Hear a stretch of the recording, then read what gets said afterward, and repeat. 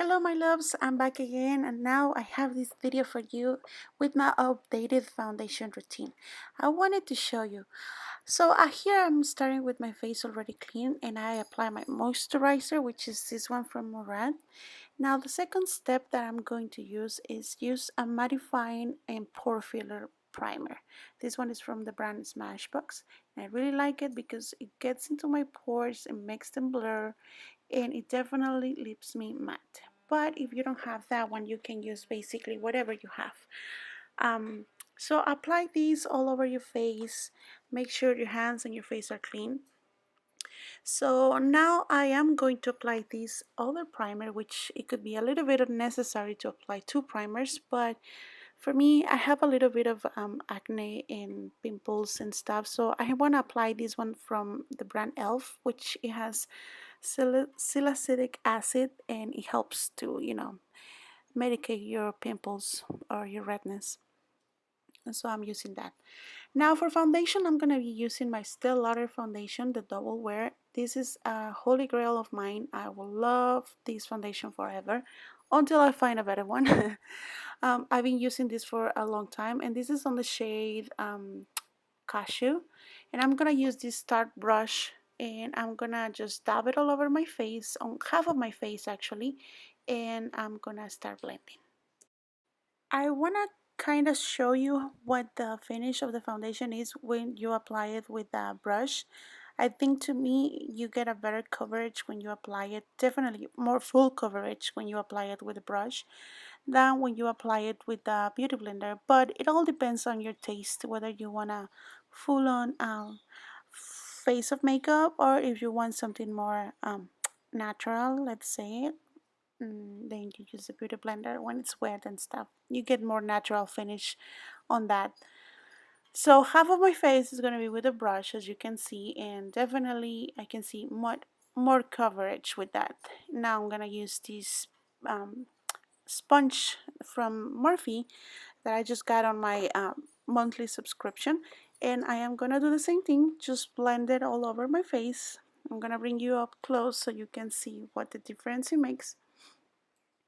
And I can definitely tell you that I like to apply this foundation more with the brush when I have more imperfections to cover, because as you can see I still gonna have some skin showing, or some of my imperfections showing in there, especially that little pimple on the forehead that I can't get rid of it, and some on my chin that you will see right there. That's the one, and the ones on my chin, so you can still see it with the sponge.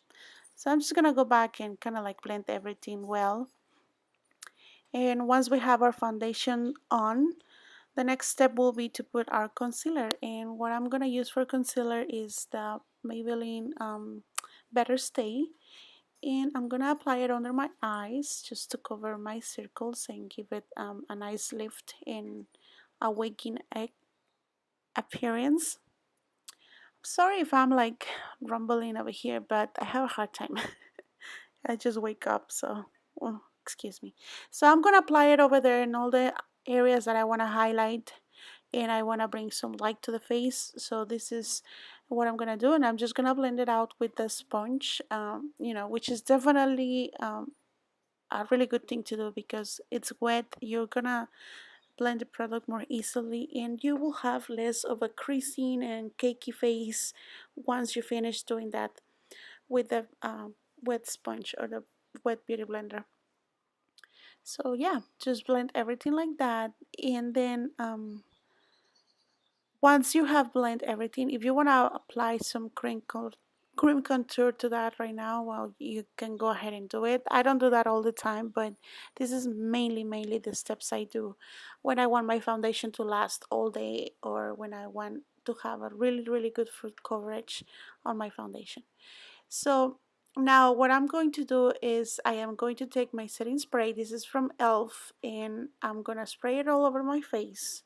Wait for it to dry, like about 2 to 3 minutes, or it depends how much you put, whatever it takes to dry. Just wait for it to dry.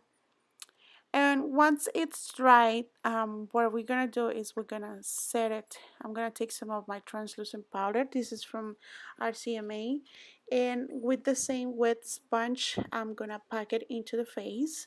I'm not baking, as you can see. I'm going a little bit lighter hand on the powder, but I'm still packing some product on it.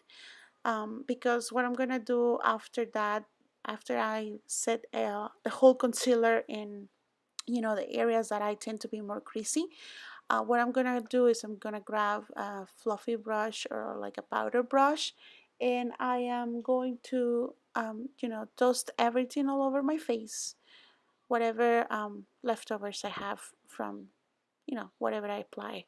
So I'm just gonna be dusting it all over my face and blend it all out. And that will be the first steps that I take. So that will be my first tip to do. Spray some setting spray before you do your what's it called, your setting powder, whatever you use. So now I'm taking this Rimmel contour palette on the shade medium, and I'm gonna obviously contour a little bit, making my fishy face so I can find the shallowest or shadows on my face so I can contour.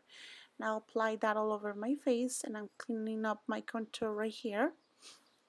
And once I'm done with applying my contour, I'm gonna do some bronzing because I want to bring some color back to my face. And I'm gonna use this bronzer on the shade Sunny from NYC, which is super super cheap. $4 for this bronzer, and it's really really good. It blends out like a dream, and I think the shade is like super good. It complements everybody. So yeah, I'm blending it all into my face, and that you can tell already that my face doesn't look as flat as before. So yeah, that will be one part of it. Now I'm gonna add some blush to it, because you know a girl needs to be rosy cheeks. So I'm putting this one from the Milani brand, and I forgot the name of it. Sorry, I don't have it with me, but it's kind of like a dusty rose color, and I'm just gonna apply that on my cheeks, and like so, and both cheeks.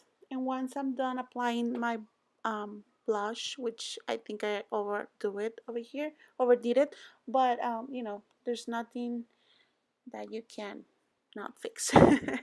And then I'm gonna go ahead and apply again one more time setting spray, and that will be it. That's how I make my foundation last. I hope you like it. Please subscribe if you haven't, and give this video a thumbs up. Hope to see you in the next video. Thank you. Bye bye.